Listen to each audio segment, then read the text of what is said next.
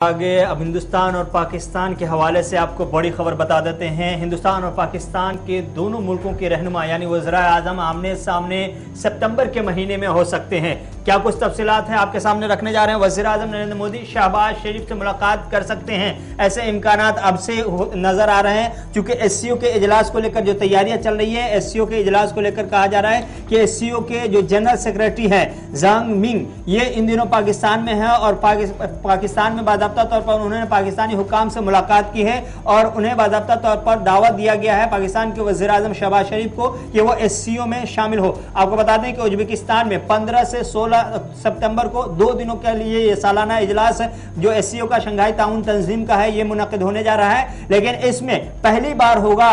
जब हिंदुस्तान के वज़ीर आज़म नरेंद्र मोदी और पाकिस्तान के वज़ीर आज़म शहबाज शरीफ आमने सामने होंगे। ये एक लंबा गैप है और पठानकोट हमले के बाद से लेकर के अब तक के हिंदुस्तान के पाकिस्तान के साथ जो रिश्ते कटाई के शिकार रहे हैं, उन रिश्तों को बेहतर करने का एक सही मौका हो सकता है। जो खबरें मिल रही है उसके मुताबिक सितंबर के महीने में 15 से 16 सितंबर को हिंदुस्तान और पाकिस्तान के साथ साथ SCO के दीगर ममालिक भी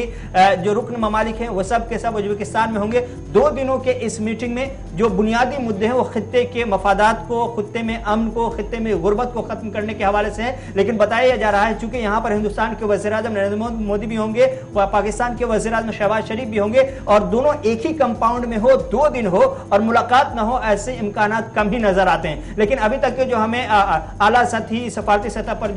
जो हमारे ज़राए हैं उनसे जो जानकारी मिल पाई है उसके मुताबिक हिंदुस्तान की जानिब से ऐसी कोई दरखास्त अभी नहीं की गई है कि हम पाकिस्तान के वज़ीर आज़म से मिलना चाहते हैं। लेकिन पाकिस्तान से कहा गया है कि अगर ऐसा मौका बनता है तो फिर पाकिस्तान ऐसी कोशिश करेगा कि हिंदुस्तान के साथ मिलकर के बाज़ाब्ता तौर पर जो रिश्ते खटाई के शिकार हैं उसे बेहतरी की तरफ लाया जाए। तो हिंदुस्तान के वज़ीर आज़म और पाकिस्तान के वज़ीर आज़म की मुलाकात मुमकिन है सितंबर के महीने में 15 से 16 सितंबर जब शंघाई ताउन तंजीम का इजलास मुनक्किद किया जाएगा उज्बेकिस्तान में, उस दौरान हो सकता है। क्योंकि अभी सफारती सतह पर इसको लेकर के बात चल रही है। कल हमने देखा कि SCO के जो जनरल सेक्रेटरी है वो पाकिस्तान पहुंचे थे और पाकिस्तान के वज़ीर आज़म से मुलाकात करके उन्हें SCO में मदऊ किया गया था और बकिया जो SCO के ममालिक हैं उन्हें बाज़ाब्ता तौर पर मकतूब पहले ही रवाना किया जा चुका है। तो पाकिस्तान के वज़ीर आज़म जब SCO की तंजीम में होंगे, SCO के इजलास में होंगे और हिंदुस्तान के वज़ीर आज़म होंगे तो ये एक मौका होगा हिंदुस्तान और पाकिस्तान को बाहमी रिश्ते को बेहतर करने या असर नौ शुरू करने का एक बेहतरीन मौका हो सकता है। देखना यह होगा कि पहल कौन करता है और हिंदुस्तान की तरफ से क्या रिस्पांस आता है, पाकिस्तान की तरफ से क्या रिस्पांस आता है। लेकिन जो इब्तदाई तौर पर रिस्पांस पाकिस्तान की जानिब से आया है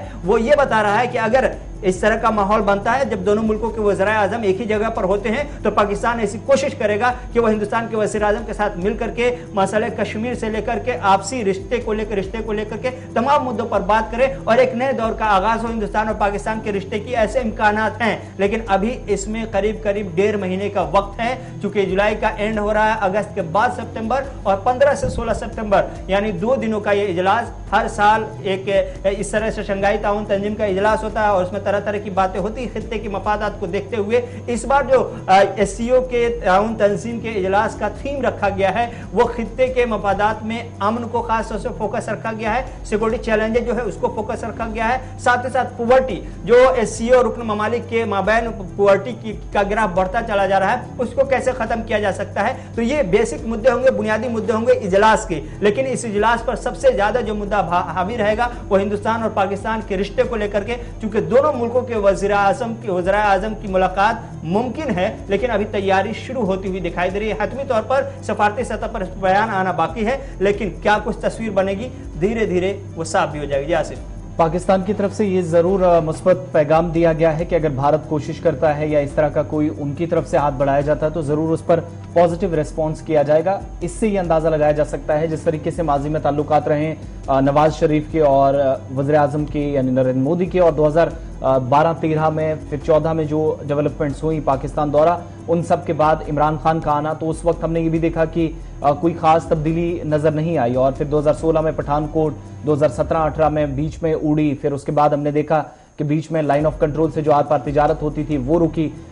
इसी तरीके से जो दोनों के दरमियान बेहतर ताल्लुकात के ख्वाह लोग थे वो भी खाली बयान देते रह गए और ताल्लुकात तातुल का शिकार हुए। और उसके बाद पुलवामा में 14 फरवरी